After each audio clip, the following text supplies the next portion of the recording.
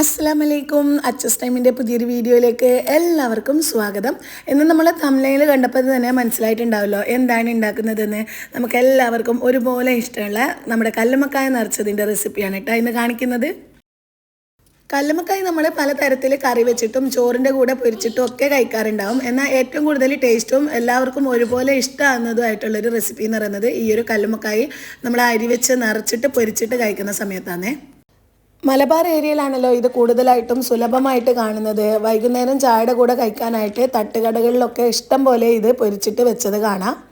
അപ്പോൾ നമുക്കിതെങ്ങനെയാണ് ഉണ്ടാക്കിയെടുക്കുന്നതെന്ന് കണ്ടാലോ. ഇതിൽ നമുക്ക് എല്ലാവർക്കും അറിയുന്ന റെസിപ്പി തന്നെയാണ്. എന്നാലും ഇതിലേക്ക് ഫില്ലിങ്ങിൽ വെച്ച് കൊടുക്കുന്ന ആ ഒരു അരി ഉണ്ടാക്കിയെടുക്കുന്ന സമയത്ത് നമ്മൾ കുറച്ച് മാറ്റങ്ങൾ ഓരോരുത്തർക്കും ഉണ്ടാവും. അപ്പോൾ ഞങ്ങൾ എങ്ങനെയാണ് കല്ലുമ്മക്കായ നിറച്ചത് ഉണ്ടാക്കിയെടുക്കുന്നതെന്ന് നമുക്ക് ഈ ഒരു വീഡിയോയിലൂടെ ഒന്ന് കണ്ടു നോക്കാം.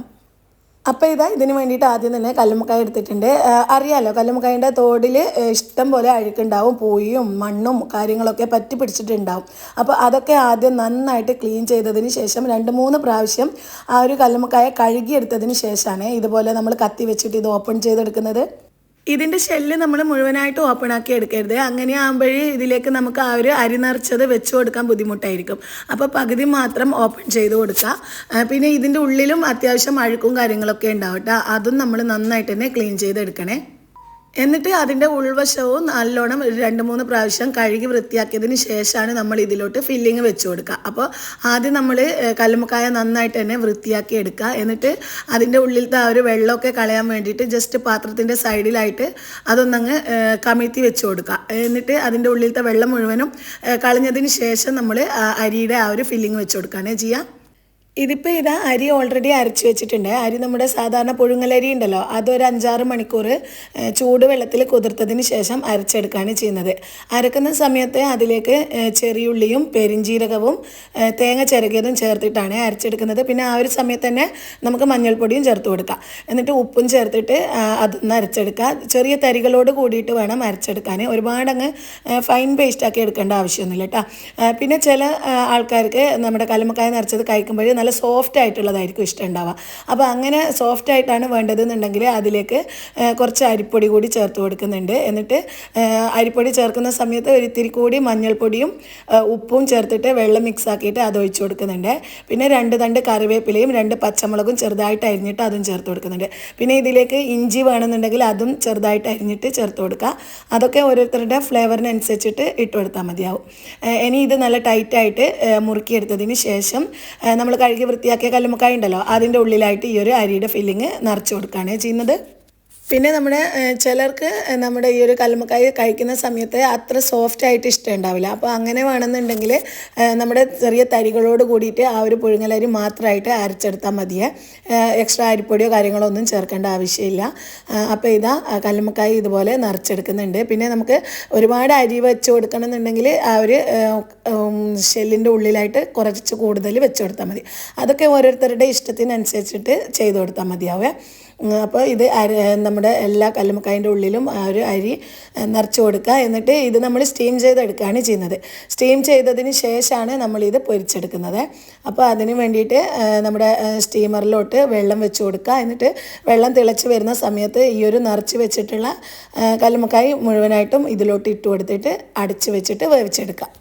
നമ്മൾ ഇതിന് മുന്നേ ആട്ടുതലയുടെ ഒരു വീഡിയോ ഇട്ടിട്ടുണ്ടായിരുന്നില്ലേ, അപ്പോൾ ആ ഒരു സമയത്ത് തന്നെ ഉണ്ടാക്കിയിട്ടുള്ളതാണ്. ഈ ഒരു കല്ലുമ്മക്കായ നിറച്ചതും ആ ഒരു സൽക്കാരത്തിന് ഈ ഒരു കല്ലുമ്മക്കായ നിറച്ചതും ഉണ്ടായിരുന്നു. അപ്പോൾ കല്ലുമ്മക്കായ നിറച്ചതില്ലാതെ എന്ത് സൽക്കാരല്ലേ. അപ്പോൾ ആ ഒരു സമയത്ത് തന്നെ തയ്യാറാക്കിയിട്ടുള്ളതാണ് ഇതും. ഇനിയിപ്പോൾ സ്റ്റീമറിലുള്ള വെള്ളം നല്ലോണം തിളച്ച് വന്നതിന് ശേഷം ഓരോ കല്ലുമ്മക്കായായിട്ട് സ്റ്റീമറിലോട്ട് വെച്ച് കൊടുക്കുന്നുണ്ട്. എന്നിട്ട് നല്ല ടൈറ്റായിട്ട് അടച്ച് വെച്ചിട്ട് ഇതൊന്നങ്ങ് വേവിച്ചെടുക്കുക.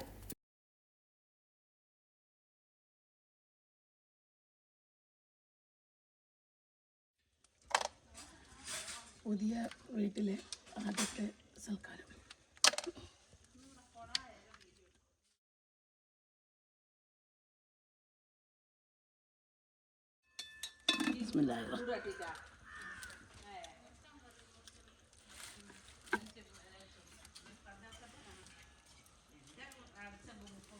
ഇതിപ്പോൾ നല്ലോണം വെന്ത് വന്നിട്ടുണ്ട്. ഇനി ഇത് നന്നായിട്ട് ചൂടാറിയതിന് ശേഷം ആ ഒരു ഷെല്ലിൻ്റെ ഉള്ളിൽ നിന്നും നമ്മുടെ അരി നിറച്ചത് റിമൂവ് ചെയ്തെടുക്കുക ചെയ്യുക. അപ്പോൾ നന്നായിട്ട് ചൂടാറിയിട്ട് വേണം ഇത് ചെയ്തെടുക്കാൻ. എന്നിട്ട് നമുക്കിത് പൊരിക്കാൻ വേണ്ടിയിട്ട് മസാല പുരട്ടി വെക്കാം. അതിന് വേണ്ടിയിട്ട് ഒരു പാത്രത്തിലോട്ട് കാശ്മീരി ചില്ലി പൗഡർ ചേർത്ത് കൊടുക്കുന്നുണ്ട്. നല്ലൊരു കളർ കിട്ടാൻ കാശ്മീരി ചില്ലി ചേർക്കുന്നതായിരിക്കും നല്ലത്.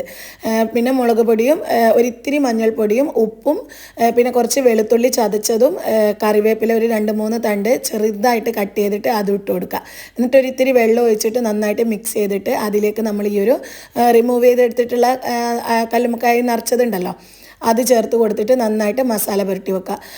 1 മണിക്കൂറെങ്കിലും നമ്മളിത് റെസ്റ്റ് ചെയ്യാൻ വേണ്ടി വെച്ചതിന് ശേഷം പൊരിച്ചെടുക്കുകയാണെന്നുണ്ടെങ്കിൽ ആ ഒരു മസാല മുഴുവനായിട്ടും നമ്മുടെ ഈ ഒരു അരിയിൽ പിടിച്ച് കിട്ടിക്കോളൂ.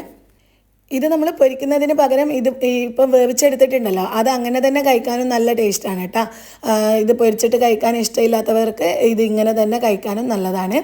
ഇനിയിപ്പോൾ ഇത് മുഴുവനായിട്ടും മസാല പുരട്ടി വെക്കുന്നുണ്ട്. ഒരു 2-3 മണിക്കൂർ ഞങ്ങൾ റെസ്റ്റ് ചെയ്യാൻ വേണ്ടി വെക്കുന്നുണ്ട് കേട്ടോ. ലാസ്റ്റ് നമ്മൾ സൽക്കാരം തുടങ്ങുന്ന ആ ഒരു സമയത്ത് ആണ് ഇത് നമ്മൾ പൊരിച്ചെടുക്കുന്നത്. അപ്പോൾ അതിന് വേണ്ടി പാൻ വെച്ച് കൊടുക്കുന്നുണ്ട്. അതിലോട്ട് വെളിച്ചെണ്ണ ഒഴിച്ച് കൊടുക്കുക. വെളിച്ചെണ്ണയിൽ പൊരിച്ചെടുക്കുന്ന സമയത്തായിരിക്കും നല്ലൊരു ഫ്ലേവർ കിട്ടുക. വെളിച്ചെണ്ണ ചൂടായതിന് ശേഷം അതിലോട്ട് നമ്മൾ ഇത് ഇട്ട് കൊടുക്കുകയാണ് ചെയ്യുക കേട്ടോ. അപ്പോൾ ഇട്ട് കൊടുക്കുന്ന സമയത്തും കുറച്ച് കറിവേപ്പില ചെറുതായിട്ട് മുറിച്ചിട്ട് ഇട്ട് കൊടുക്കുന്നുണ്ട്. കറിവേപ്പിലയുടെ ഫ്ലേവറും ആ ഒരു വെളുത്തുള്ളിയുടെ ഫ്ലേവറും നല്ല ടേസ്റ്റ് ഉണ്ടാവും നമ്മൾ ഈ ഒരു കല്ലുമ്മക്കായ കഴിക്കുന്ന സമയത്ത്. അപ്പോൾ കുറച്ച് കറിവേപ്പില വെളിച്ചെണ്ണയിൽ ആദ്യം ഒന്ന് ഇട്ട് കൊടുക്കുന്നുണ്ട്. എന്നിട്ട് ഓരോ കല്ലുമ്മക്കായും ചൂടായ വെളിച്ചെണ്ണയിൽ ഇട്ടിട്ട് തിരിച്ചും മറിച്ചും ഇട്ട് കൊടുത്തിട്ട് നല്ല ഗോൾഡൻ ബ്രൗൺ കളറിൽ ഫ്രൈ ചെയ്തെടുക്കുകയാണ് ചെയ്യുന്നത്.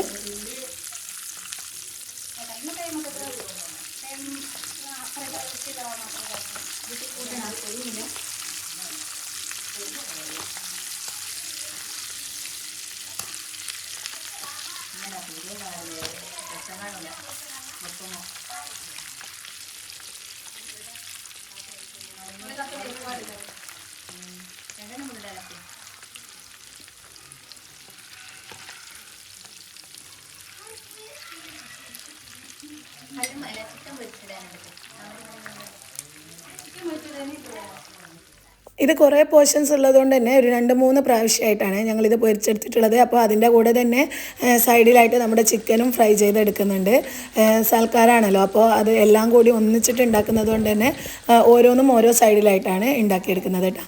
അപ്പോൾ ഒരു ബാച്ച് റെഡി ആയിട്ടുണ്ട്. അതൊരു പാത്രത്തിലോട്ട് മാറ്റി കൊടുക്കുക. എന്നിട്ട് ബാക്കിയുള്ളതും ഇതുപോലെ തന്നെ ഫ്രൈ ചെയ്തെടുത്താൽ നമ്മുടെ അടിപൊളി ടേസ്റ്റി ആയിട്ടുള്ള കല്ലുമ്മക്കായ നിറച്ചത് റെഡി.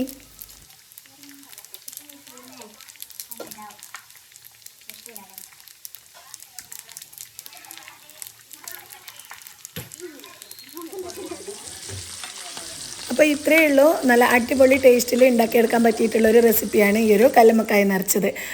അപ്പോൾ ഈ ഒരു വീഡിയോ മുഴുവനായിട്ടും കണ്ടു നോക്കിയിട്ട് ഇതുവരെ ആരെങ്കിലും ട്രൈ ചെയ്യാത്തവരുണ്ടെങ്കിൽ ഇതുപോലെ ഒന്ന് ഉണ്ടാക്കി നോക്കുക. എന്നിട്ട് മറക്കാതെ ഫീഡ്ബാക്ക്സ് അറിയിക്കുക. പിന്നെ ഈ ഒരു വീഡിയോ നിങ്ങളുടെ കല്ലുമ്മക്കായ ലവേഴ്സ് ആയിട്ടുള്ള ഫ്രണ്ട്സോ റിലേറ്റീവ്സോ ഒക്കെ ഉണ്ടെന്നുണ്ടെങ്കിൽ അവർക്കൊക്കെ മറക്കാതെ ഷെയർ ചെയ്ത് കൊടുക്കുക. നമ്മുടെ അച്ചസ് ടൈം എന്ന ചാനൽ ഇതുവരെ സബ്സ്ക്രൈബ് ചെയ്തില്ലെങ്കിൽ അതും ഒന്ന് ചെയ്ത് സപ്പോർട്ട് ചെയ്യുക. അപ്പോൾ ഇൻഷാ അല്ലാഹ് പുതിയൊരു വീഡിയോ ആയിട്ട് വീണ്ടും വരുന്നത് വരെ എല്ലാവർക്കും അസ്സലാമു അലൈക്കും.